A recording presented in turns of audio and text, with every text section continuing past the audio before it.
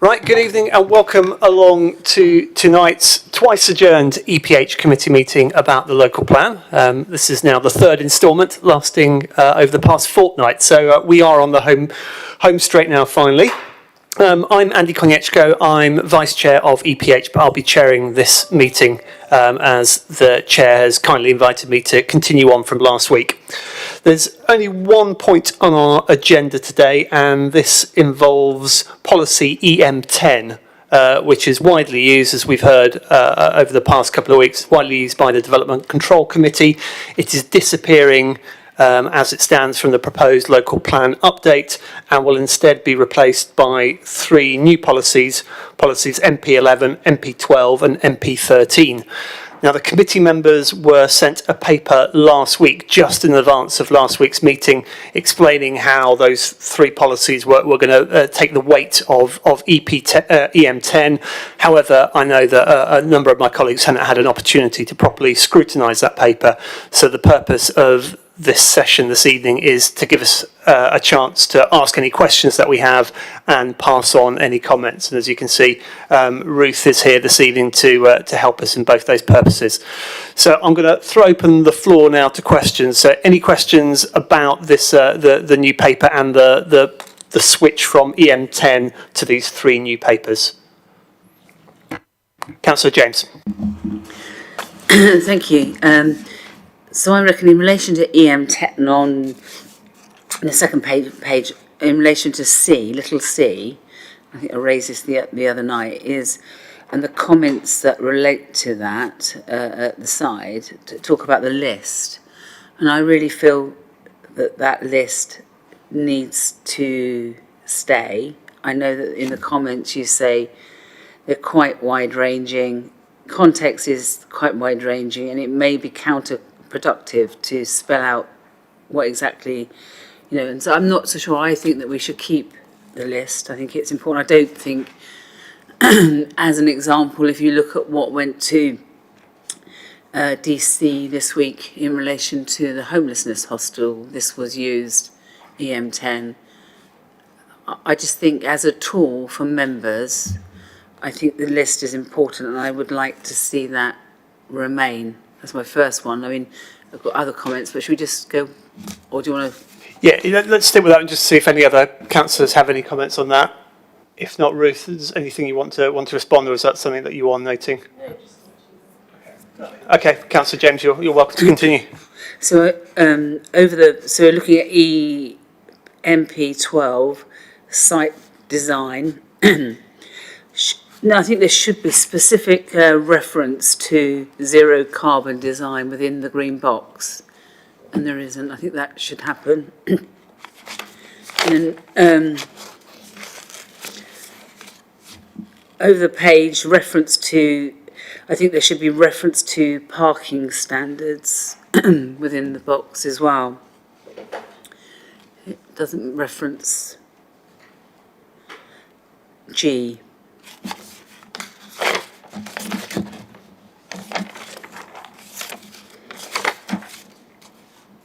Note, I can see Ruth is taking notes on that. Yeah, and then shall I carry on? Yeah, go for it. And in the context of the area, so the parking sign, what I picked up on really is the context of the parking in context to the rest of the outstanding area. And also in that green box is, again, I think there should be, in relation to good design, will provide for good parking. And in relation to little l, the developers are encouraged to put their land up for adoption, which I think is really important in relation to the concerns that we all have about management companies. We can't force them to do so, but in relation to L, in relation to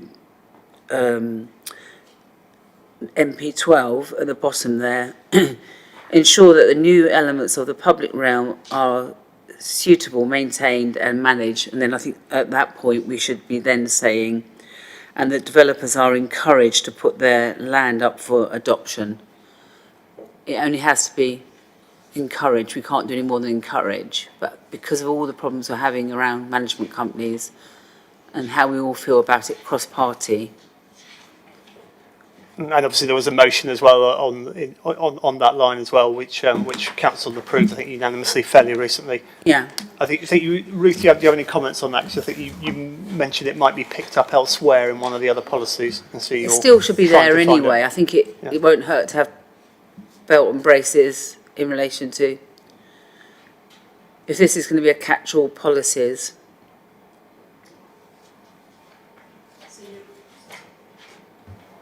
So you're saying that in relation to NP12, you're wanting the comments around adoption, which I think are in the infrastructure policy? You want them in here as well, is what you're saying? It was just my ability to understand what you were saying that I was questioning, that was all. That's fine. And in relation to MP13, again, I think in that green box there should be something about zero carbon, which in relation to the built environment.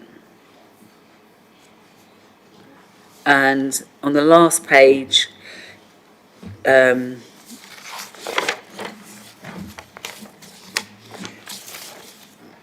page 5, get rid of wherever possible. So it says that contribute to the character of the area. These should be retained, and I think that wherever possible should be removed. And again, it has to be approved. They have to come back to say why they can't do it. And we're giving them within the green box a get out of jail, really, aren't we? So that should be removed. And hopefully that is something that will be looked at as well as part of the council review of the wording. And there was discussion that you could have a one policy. I still feel that there should be one policy, not two. I would like to see it all in one policy and maybe subsections of the policy. And I think that it would be beneficial to members that will use this policy at DC. I think it's going to be harder to do it this way. So I still urge that we have a rethink on this and it becomes one policy. Thank you, Councillor James. Any other comments from any of the other councillors? Yes, Councillor Diller.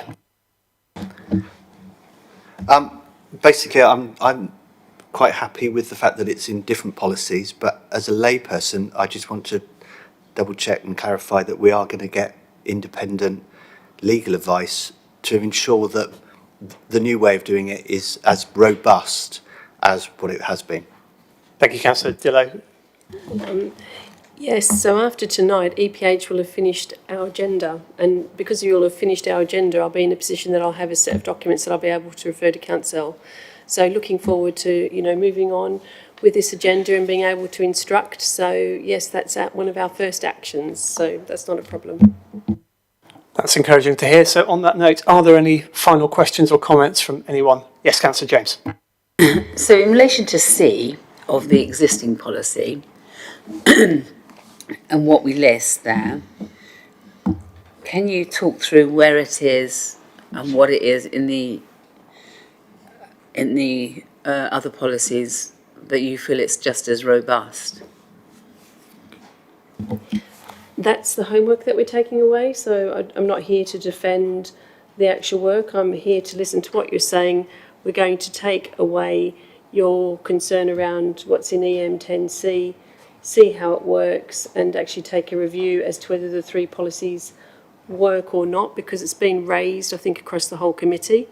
So I don't, feel that there's any need in me sitting here and justifying the drafting that we've had. We've listened to your concerns, and that's the piece of work that's to follow. So,